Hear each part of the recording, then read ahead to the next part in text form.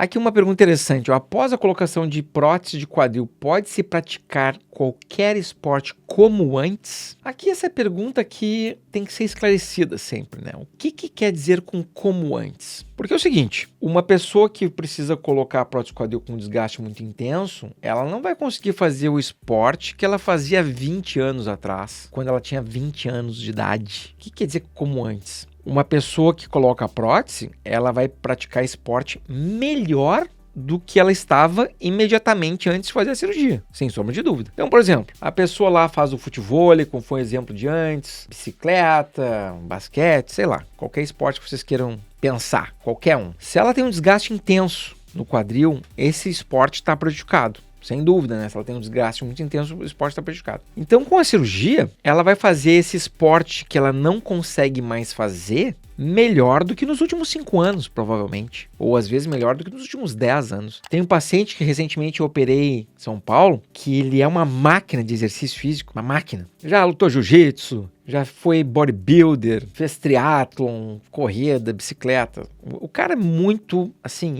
ele é moldado para atividade física. Eu falei pra ele, tu vai fazer as tuas atividades melhor do que nos últimos 10 anos. Porque o quadril dele estava muito machucado, muito, prejudicando a coluna, prejudicando o outro quadril e etc. Não tem como a gente achar que uma pessoa que faça a cirurgia de prótese quadril vai praticar um esporte melhor do que quando ela tinha 20 anos de idade, ou 15 anos, ou 18, ou 25 anos de idade. Não existe nenhum quadril artificial melhor do que o quadril natural. Porém, um quadril artificial é melhor do que um quadril que já está completamente gasto. O que significa? É injusto comparar uma prótese de quadril com um quadril natural sem desgaste. Pessoal, o quadril natural sem desgaste é de uma complexidade, tamanho, é um tecido vivo. O quadril natural sem desgaste é um tecido vivo. Ele está vivo, passa sangue, ele cicatriza, ele está vivo. Não é justa essa comparação. Então, se você não quer fazer a cirurgia de prótese quadril porque o quadril não vai ficar como ele era antes do desgaste, nem faça a cirurgia mesmo. Esqueça,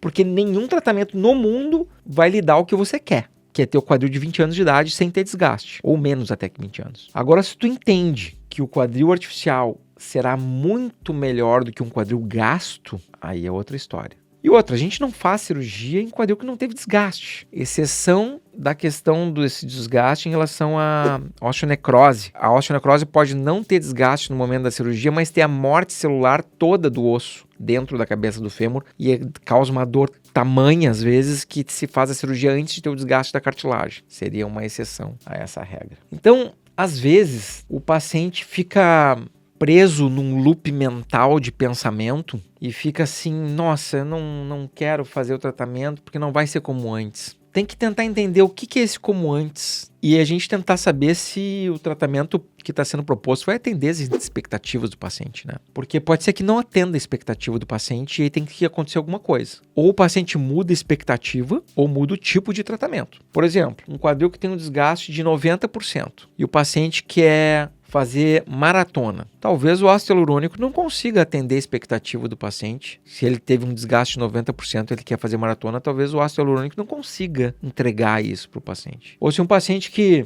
tem um desgaste completo para fazer uma prótese e ele quer fazer arte marcial igual a quando ele tinha 20 anos de idade, jiu-jitsu, karatê, ou quer dançar balé igual quando tinha 20 anos de idade, ou quer fazer o espacato igual quando tinha 20 anos de idade, é importante ter um ajuste de realidade. Eu posso dar certeza para vocês que todo cirurgião quer entregar o seu máximo e devolver o paciente na sua melhor condição para fazer tudo que ele ama e deseja. A gente sempre quer isso. Mas em alguns momentos a gente esbarra em algumas limitações técnicas, isso é natural. Mas como vocês viram em relação à evolução, essas limitações técnicas, essas barreiras técnicas, né? Barreiras da engenharia, de materiais, técnica cirúrgica, elas estão sendo quebradas dia após dia. E cada vez mais os resultados estão sendo excepcionais. Tanto é que tem muitos pacientes que esquecem que fizeram cirurgia. Muitos pacientes nem lembram que fizeram a cirurgia. E atingem o chamado forgotten hip,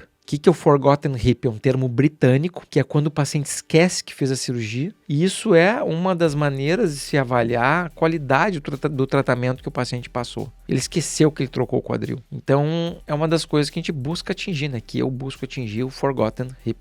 O paciente esquecer que um dia fez a cirurgia de quadril. Tu vê só que ironia, né? O médico querendo fazer um tratamento tão bom a ponto que ele é esquecido pelo paciente. Chega a dar uma tristeza, né? Ser esquecido. Eu quero ser lembrado por outros motivos, né? Pelo carinho, pela amizade, pelo bom tratamento. Mas eu não quero ser lembrado porque o paciente está com dor de quadril ainda ou que o paciente está mancando ainda. Isso eu não quero ser lembrado. Eu quero ser lembrado uma lembrança positiva de ter transformado para melhor a vida de alguém. Esse é o tipo de lembrança que eu quero deixar.